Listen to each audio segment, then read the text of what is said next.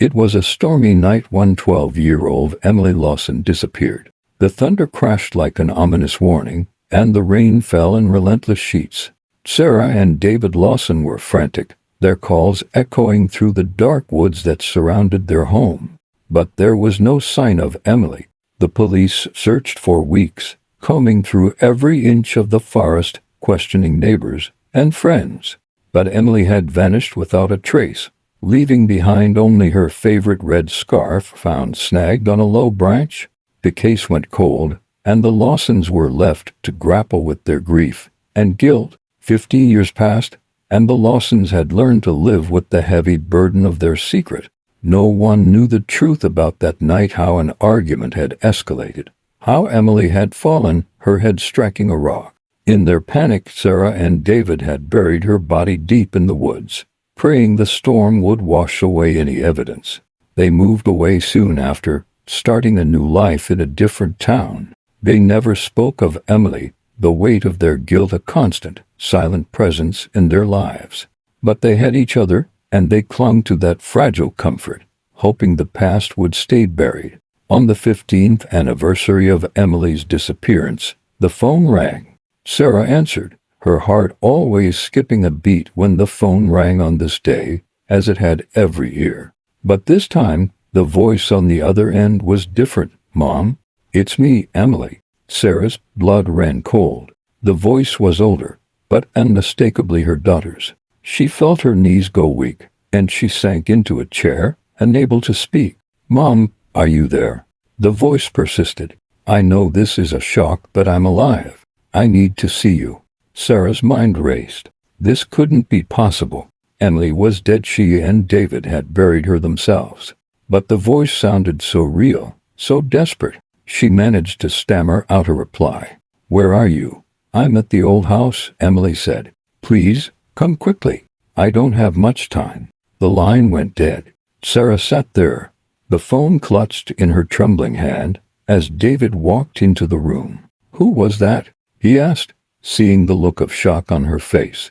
"It was Emily," she whispered. "She says she's alive." David's face turned ashen. "That's impossible," he said, his voice barely above a whisper. "We buried her, Sarah."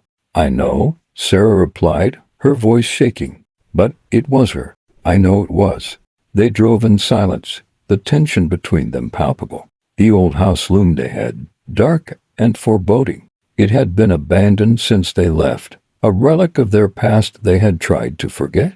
They parked the car and approached the front door, their steps hesitant. Sarah's heart pounded in her chest as she pushed the door open. The house was exactly as they had left it, frozen in time.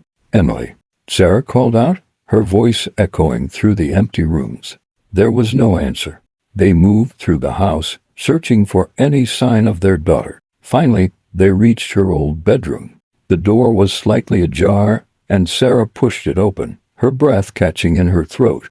The room was empty, but on the bed was a small, tattered diary. Sarah picked it up, her hands shaking as she opened it to the first page.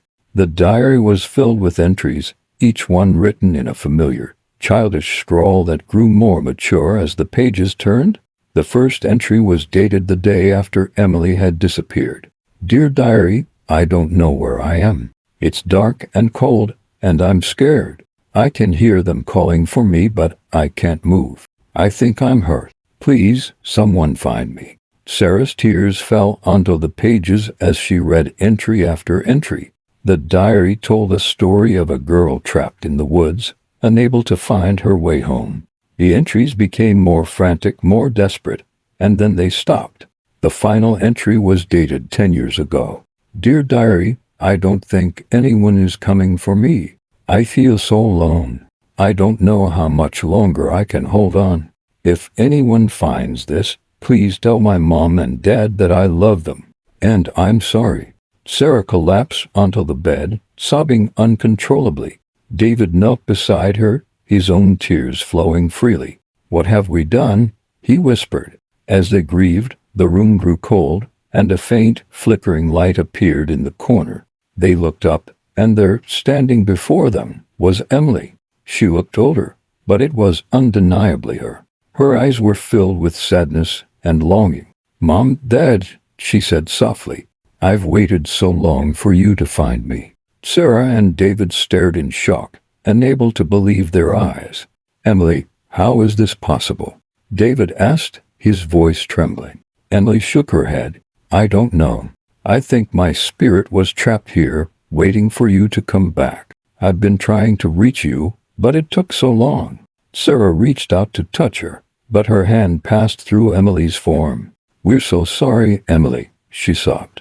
"We never meant for this to happen." Emily's expression softened. "I know, Mom. I understand now. But you need to help me. I can't move on until you do." Emily explained that her spirit was bound to the place where she had died, unable to find peace because of the unresolved guilt and sorrow that lingered in her parents' hearts. She needed them to face the truth and seek forgiveness, not just from her, but from themselves. Sarah and David knew what they had to do. They returned to the spot in the woods where they had buried Emily, the memories of that night flooding back with every step. When they reached the site, they found a small grave, marked only by a simple wooden cross. Together, they dug up the grave, uncovering Emily's remains. The sight of their daughter's bones, so small and fragile, brought fresh waves of grief and regret, but they knew this was the first step toward making things right. They called the authorities, confessing everything. The police were shocked and horrified, but they treated the Lawsons with a surprising amount of compassion. Emily's remains were taken for a proper burial, and Sarah and David were charged with manslaughter, the circumstances of their crime taken into account. In the weeks that followed, Sarah and David faced the consequences of their actions. They were sentenced to probation and community service, their punishment more lenient due to their obvious remorse and the time that had passed. They attended counseling, both individually and together, working through the layers of guilt and grief that had built up over the years. It was a long and painful process, but they were determined to find healing for Emily's sake and their own. Emily's spirit visited them often, guiding them through their journey. Each visit brought a sense of peace, her presence a reminder that they were not alone in their suffering.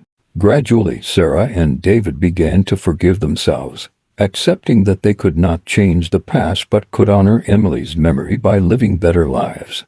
One evening, as the sun set over the horizon, Emily appeared before them one last time. Her form was brighter, more solid, and her expression was one of peace and contentment. "Mom, Dad," she said softly, "thank you for everything. I can finally move on now." Sarah and David held each other, tears streaming down their faces. "We love you, Emily," Sarah whispered. "We always will." "I love you too," Emily replied, "and I'll always be with you in your hearts." With that, her form began to fade, the light growing brighter until it filled the room. Sarah and David watched as their daughter vanished, leaving behind a sense of warmth and love that lingered long after she was gone. In the months that followed, Sarah and David worked to rebuild their lives. They became active in their community, sharing their story with others in the hopes of preventing similar tragedies. They volunteered with organizations that help grieving families, using their experience to bring comfort and understanding to those in need. They moved back to their old town, renovating the house where they had once lived. It became a place of healing and reflection, a testament to their journey and their love for Emily. On the anniversary of Emily's disappearance, they held a memorial service, inviting friends, family, and members of the community. It was a day of remembrance and celebration, honoring the life of a girl who had touched so many hearts. As they stood by Emily's grave, now marked with a beautiful headstone, Sarah and David felt a sense of peace they had never known before. They had faced their darkest fears, found forgiveness, and were finally free to live their lives in the light. The echoes of the past had faded, replaced by the promise of a new beginning. And in the quiet moments, when the wind rustled through the trees and the sun cast its warm glow over the land, they felt Emily's presence, a gentle reminder that love endures, even beyond the bounds of life and death.